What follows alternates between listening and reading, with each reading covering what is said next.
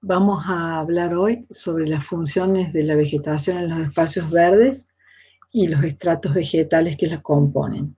Esto es parte del área de consolidación, planificación, gestión y manejo de espacios verdes de la UNC.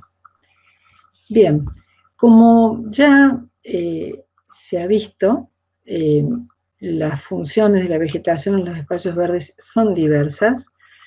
Y ahora las vamos a estudiar desde dos aspectos, sus aspectos ambientales y sus aspectos estéticos formales. Lo que es importante que tengamos en cuenta es que cuando hablamos de los aspectos ambientales, son inherentes al vegetal. Es decir, los vegetales, por ejemplo, van a dar sombra, estén donde estén, van a tener su función clorofílica, estén donde estén, porque es la función que tienen los vegetales en sí. Pero si nosotros sabemos agruparlos bien, con cierta intención, ya vamos a tener otras, digamos, beneficios que dependen del diseño y de la selección de especies que hagamos. Entonces ahí vamos a hablar de cuáles pueden ser las funciones estético-formales de la vegetación, que serán las siguientes. Por ejemplo, las funciones ambientales que tienen que ver con lo que es el vegetal, sí o sí, es la fijación de polvo y materiales residuales, la depuración bacteriana, la purificación por acción clorofílica, la fijación de gases tóxicos, la formación de suelo y mantillo, la producción de sombra, etc. Esto ya lo han visto ustedes cuando han leído el material que les entregamos de Avial y en clases anteriores. Bueno, si nosotros sabemos agruparlas, vamos a obtener entonces que vamos a poder hacer regulación microclimática de ciertos ambientes, vamos a poder hacer reducción de ruidos, porque vamos a crear pantallas o filtros acústicos, vamos a poder controlar los vientos, podremos controlar la erosión, fijar dunas y riberas, proteger taludes, secar o sanear pantanos, crear hábitats para avifauna y fauna terrestre, y saneamiento de la atmósfera urbana e industrial. Eso ya va a depender de la posición y de la forma que nosotros diseñemos los grupos vegetales y de las especies que nosotros elegimos.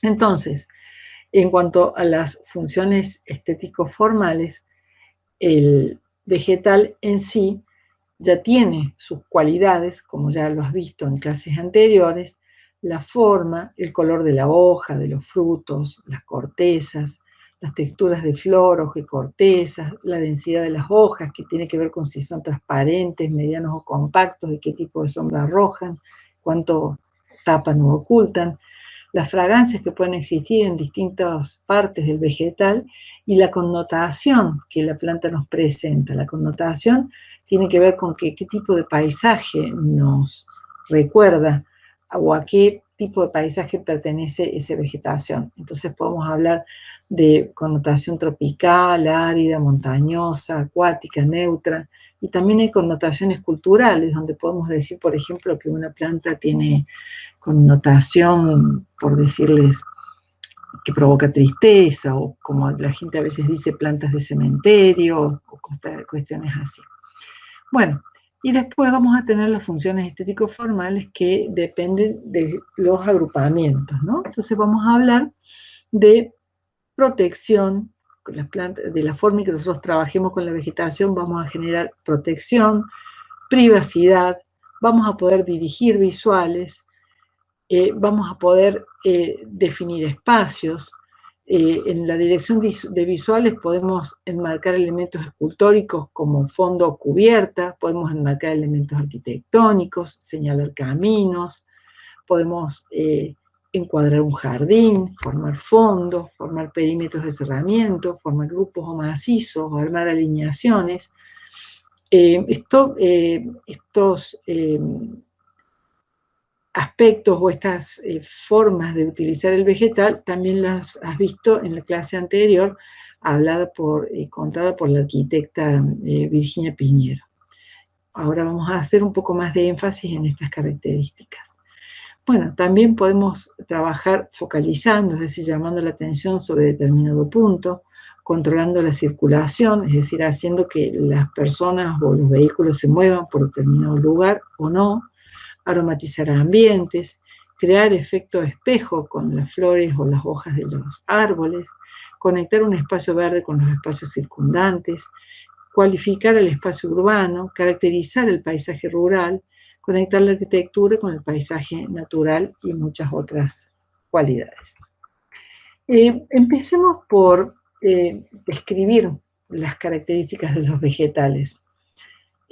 Vamos a hablar de que tenemos tres grandes grupos de vegetales, que son los vegetales leñosos, árboles y arbustos. Los árboles como los elementos más grandes, más importantes, más imponentes, que en todos los paisajes los árboles forman las envolventes y cualificaciones. Los árboles estructuran los espacios, arman sus paredes, arman sus techos, crean situaciones de, digamos, de contención dentro de los grupos donde trabajamos, crean protecciones, se ven, como son elementos muy grandes, son muy importantes, duran mucho tiempo estas funciones que nosotros les vamos a encargar, y mientras más grandes son, más, digamos, se van a reconocer. Después, el estrato arbustivo, donde vamos a hablar de un estrato que ya no son los árboles, sino que son los arbustos, con mucha menos escala, ¿no? Entonces vamos a hablar de que el estrato arbustivo crea las envolventes bajas, que cualifica los espacios. De alguna manera, el estrato arbustivo es el que nos rodea a nosotros cuando caminamos, cuando estamos en un espacio verde, cuando permanecemos sentados, o leyendo, o observando. Vamos a tener a los arbustos siempre a nuestro alcance, siempre cerca nuestro, con una escala mucho más cercana, trabajando más como a escala humana, mucho más que los árboles. Y por último vamos a tener el estrato herbáceo, que conforma los planos horizontales. El estrato herbáceo lo vamos a dividir en las herbáceas florales, digamos, y están también las carpetas cespitosas, los céspedes, ¿sí? Conformados por hierbas. Bueno, el estrato herbáceo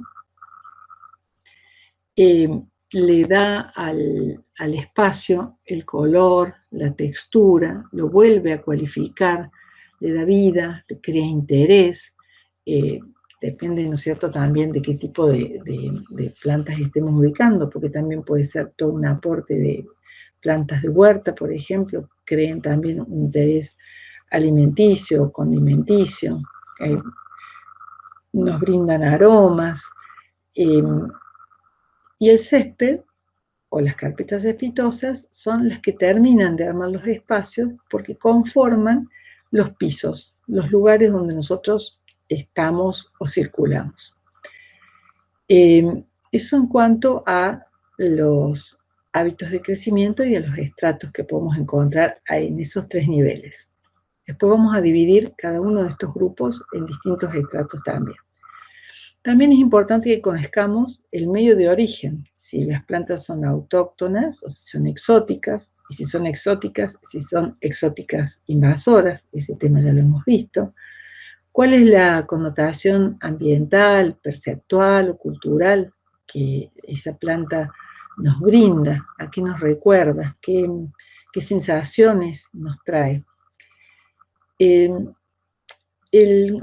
Cuando nosotros hablamos del medio de origen y hablamos de las plantas autóctonas o exóticas, también es importante que sepamos que según la forma en que vamos a trabajar en algún lugar y la escala de trabajo que tengamos, vamos a tener que decidir siempre con qué tipo de vegetación vamos a trabajar.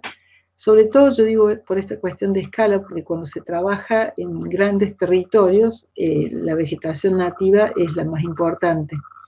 En general, uno trabaja con, por lo menos en el caso mío, cuando uno incluye vegetación exótica es porque ya está trabajando en espacios más, si se quiere, no tan a escala paisaje grande, regional, sino más bien a nivel de espacios verdes públicos o privados, pero actualmente se tiende muchísimo a tener como un mucho mayor porcentaje de vegetación autóctona entre el elenco de plantas que seleccionamos, por miles de beneficios que el uso de vegetación autóctona nos va a traer, desde la creación de, digamos, de hábitats, el aumento de la biodiversidad y de alguna manera la determinación o la cualificación de nuestros espacios regionales, ¿verdad?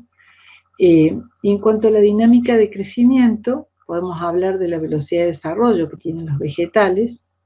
En todos los estratos hay especies más rápidas que otras, que cumplen las funciones unas antes que otras y a veces por menos tiempo. Podemos hablar de las mutaciones de formas y estructuras que tienen que ver con los cambios que van teniendo los vegetales a medida que van creciendo y a lo largo del año. Podemos hablar de los cambios que ocurren a nivel de la foliación, con los colores otoñales, con las floraciones o la presencia de frutos, o las mutaciones que ocurren cuando las plantas, digamos, envejecen y van cambiando su forma o se van adaptando a determinada condición.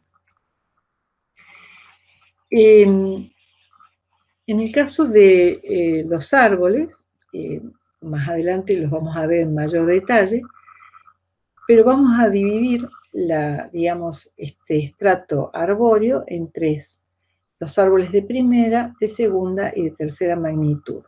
Y en líneas generales vamos a decir que los árboles de primera magnitud son aquellos que miden más de 15 metros de altura. Puede ser que consideremos también el ancho del árbol. A veces no llegan a 15 metros de altura, pero son especies que ocupan, digamos, mucho espacio en su copa, entonces las podemos asimilar a una primera magnitud. Las especies de segunda magnitud, que son aquellas que miden entre 15 y 7 metros de altura, y las de tercera magnitud, menos de 7 metros de altura, que están en el límite entre lo que es un árbol y un arbusto grande, ¿verdad? Lo que quiero mostrar a través de esta presentación es cómo se puede utilizar los vegetales y cuáles son los atributos que los diseñadores les vemos para hacer la aplicación o para seleccionar esa especie y no otra para determinada función. Los atributos morfológicos perceptuales tienen que ver con el mensaje que nos brinda la planta a través de su forma, ¿no? Cómo la percibimos. Lo que es muy importante es, por ejemplo, la forma de la planta, que tiene que ver con lo que es su contorno, y la estructura, que sería la forma de la planta, pero sin su follaje.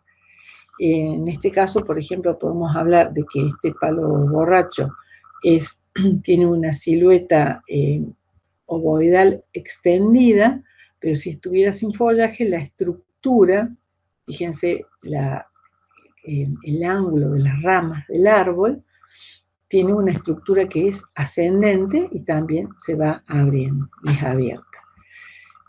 Cuando la planta está cargada con su follaje y su floración, se hace muy densa, tiene un sistema radicular muy poderoso, un tronco característico con esta generación de espinas que generan su defensa, y una floración bastante especial por la textura y el tamaño que tienen las flores.